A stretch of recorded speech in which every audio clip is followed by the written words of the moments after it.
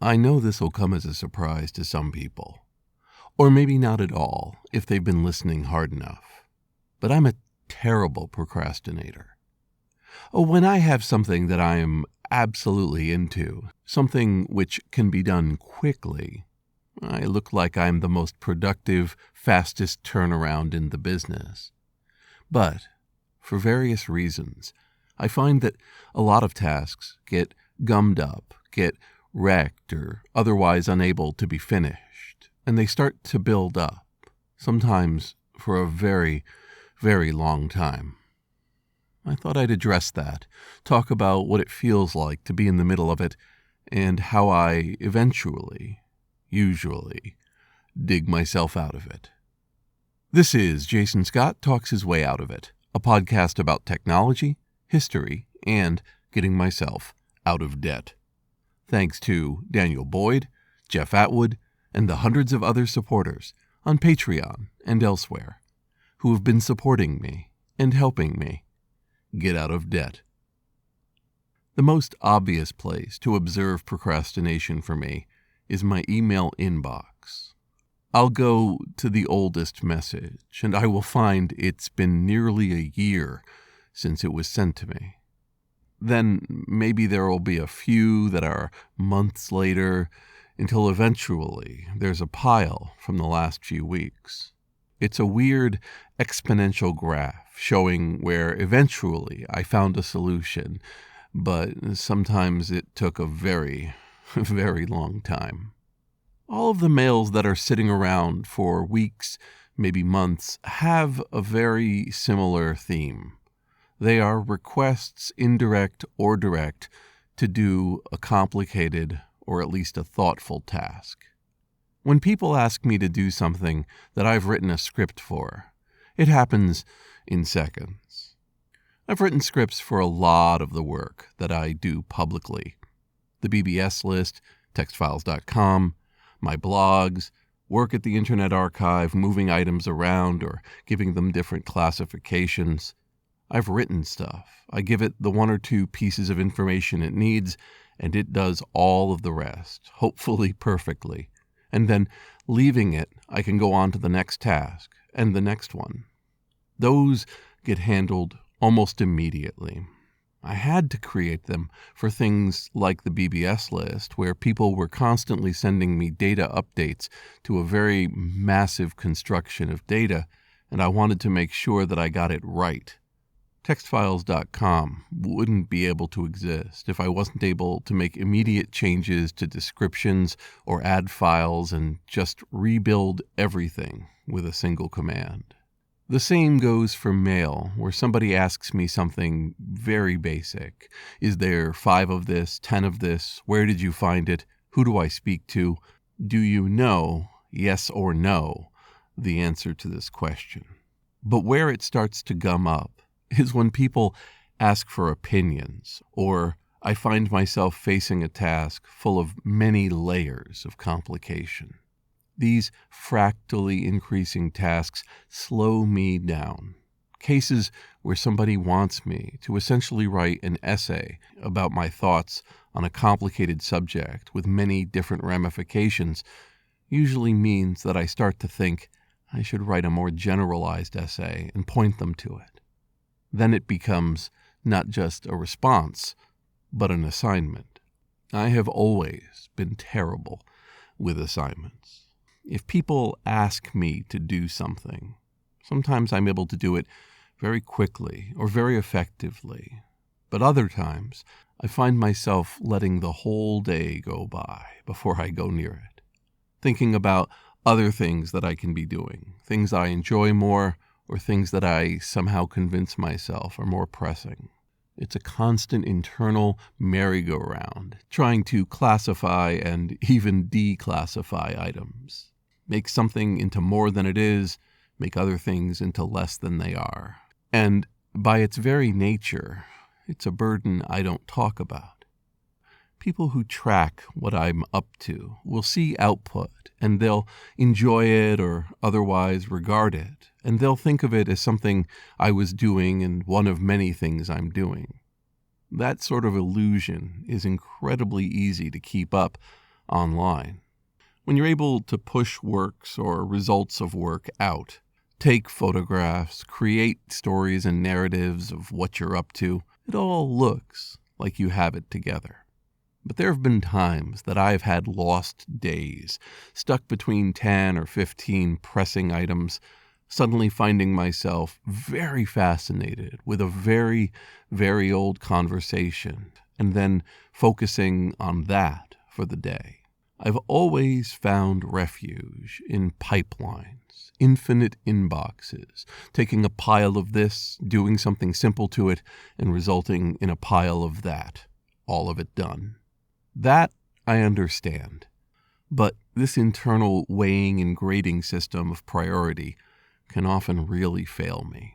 I've had people write angry, then angrier, then even threatening letters, finding that I'm not living up to their perception of my turnaround time. People who submit something to me and then find months have gone by, in some cases years. And what's most disturbing for me is when finally refocusing myself on this particular task. And more often than not, probably half or 3/4 of the time, it's trivial. It's often just that the person wrote things in a complicated fashion, gave me a paragraph where they could have given me a sentence, and somehow it hit my mind that this was going to be a journey, an epic research task, when all it was a single word. Nobody is required to know how to best form a task request with me. But that's what it is, and that's how it leads. Emotionally, it's a roller coaster. When I finish a set of tasks, and there have been times when I have found myself at the end of a full day of doing nothing but closing tickets, ending and finishing requests, and shipping out everything that's been asked of me, when I feel I can do anything, that I might, finally, turn to those really difficult to-dos and bring them into my life and get them done as well.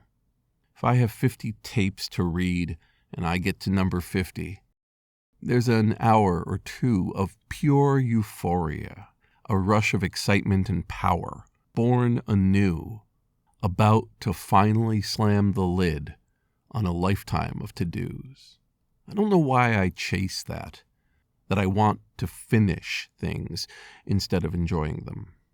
But in moments of clarity, before and after, about this state, I try my best to understand that it's just a momentary illusion. It's me feeling like a weight has been lifted, when usually, in fact, it just means a promise has been kept. It's not the same thing. I haven't suddenly cleared my calendar. I've just had a moment of self-awareness, and I can build things from that. Doubt and hesitation are the flip side of the coin. They're what comes when deadlines loom, when requests seem overbearing, when tasks seem to have no finish and no capability of ever being started.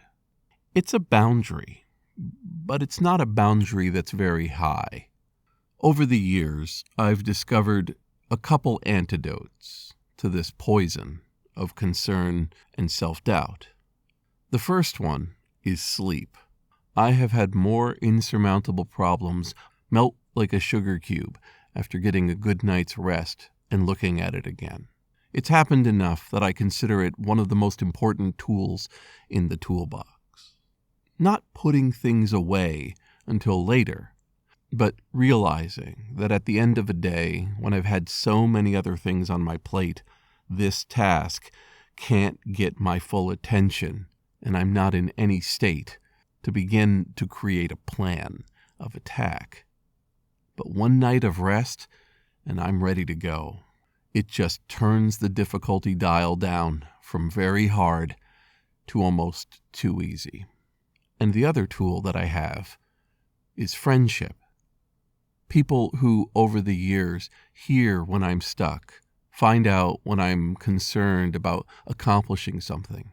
Maybe just listening while I work it through vocally, try to describe all the parameters of what's causing the delay, and occasionally interjecting with thoughts of what they're observing from the outside. Maybe their observations are off, maybe they hit home, but they force me to find context in what's going on. These seem like such basic things, having friends and getting sleep. But over the years, I've rejected both. I've gone through all-nighters thinking that there was one more hour, one more day where I could get this problem solved without ever turning away from it. And there have been so many times that I've suffered in silence, not telling people how hard I have it, trying to work through what I think of as an incalculably difficult problem. I was very lucky. There came a time when I would discover that friends were there and they wanted to help me. And there became more and more situations where finally, giving up, I would fall face first into my bed, get up the next morning, and realize there was no problem at all. This procrastination portion of my life feels very, very hidden from a lot of folks. Maybe it's obvious that I'm not a superhero. I'm not a machine that can take in a whole bunch of responsibilities and come out with courtesy, patience, and success. But if it wasn't obvious, let me say it clearly. Life has no walkthrough, no pamphlet, no manual that makes you solve it. Some things maybe feel like cheat codes, but more often than not, they're simply wisdom. If that helps you get through a project, then know that I'm right there with you. I've been there, and we'll get through this. This is Jason Scott Talks His Way Out of It. Thanks to James Bekoyanu, Mark Pilgrim, Ernie Hershey, Michael Rubin, Craig Talbert, Dilip Reddy, Sean Kelly, Trixie the Cat, Martin, Symbionts, and Anonymous, along with the hundreds of other supporters on Patreon and elsewhere who have been supporting me and helping me get out of debt. I had a 2.5-hour phone call with the IRS, talking to 3 different agents, providing a stack of documents when asked for them, and at the end of it, we had resolved all of my tax problems. For people who are keeping track of this, part of why I started this podcast was to handle a massive tax debt. That problem then got solved, but a new problem arose because the income from the podcast was itself taxed, and I then had to deal with a whole other range of tax issues provided by the income. My money from Patreon was going through PayPal, and the IRS was convinced that these were 2 different separate streams of income instead of the same income passing through 2 processors. The accountants that I hired years ago to help me through my mess were able to file more forms, and it took the IRS roughly 18 months to finally make it right. At the end of this 2.5-hour phone call with very friendly, very nice agents, I was able to finally be told, "You don't owe us anything."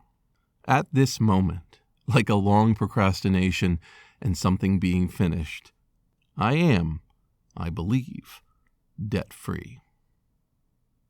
There's always the chance that this is just an eye in the storm, of course, and I'll find another bill coming up, some sort of unexpected cost to being treated or having doctors, maybe a reclassification of some of my income so that I owe more than I've put away.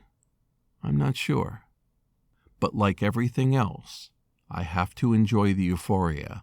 And for this moment, thanks to your support and a lot of friends and a lot of sleep, I'm in a very, very good place.